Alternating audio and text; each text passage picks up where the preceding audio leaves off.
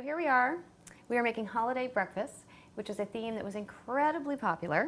187 submissions, and we are down to the final 2, one of which is...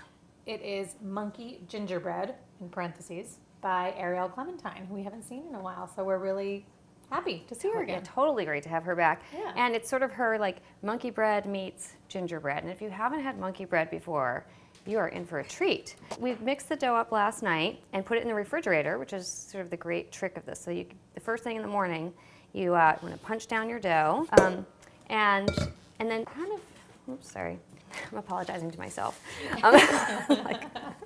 Sorry, oh, excuse me. So you want to get it into like a little ball, and when it's cold, you kind of, you can be a little bit rougher with your dough, and you want to push it into, she says an 8 by 8 inch square, but of course, it's never going to be a perfect square. The point is mostly just to get it flat-ish, and then what you're going to do is cut the dough into little strips first. I think, I don't know, 6 to 8 strips across. You're trying to cut the dough into 64 pieces. Don't get bogged down with measuring and counting. Just all that math. Totally, yeah. Don't wing it and have fun. The idea is just to have a lot. Exactly. Merrill, what are you doing? Oh, I'm just buttering this pan. It's thrilling. It's a bundt pan. And if you don't have a bundt pan, you can use a tube pan. And then you're going to cut these into little pieces. Actually, I have to say, we did this yesterday as well, and we made the dough and shaped it and everything all in one fell swoop. And it's harder to deal with the dough when it's room temperature, actually. I mean, it's perfectly a beautiful dough, but this is like, yes, it's very well behaved this morning. Exactly. So here we go.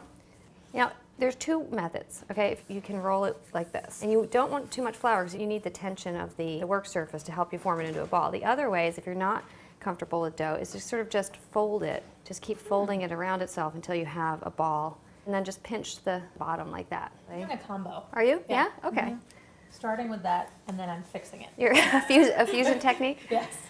This is definitely the kind of recipe that you want to do with someone. Because if you have to roll 64 balls by yourself, you're going to be too tired to eat breakfast. Yeah. So if you have small children and they're up at dawn. Which they will be. Yes. Perfect thing for them to Yes, do. exactly. Put them to work. That's my parenting theory. Your balls are way nicer than my balls. That's what they say.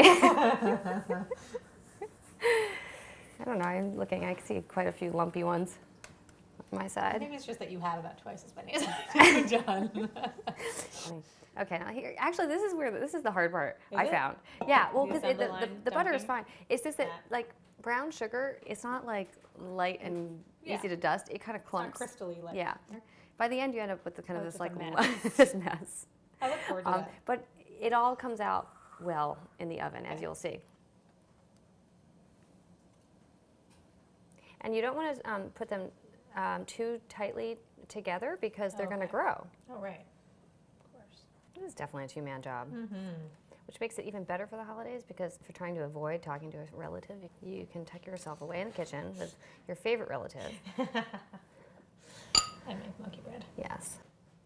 You can see we're using a dark nonstick pan. If you do that, you just want to watch the baking time because it might be a little bit faster. Yeah. And then you just cover this with plastic wrap. There we go. And you just let it rise for...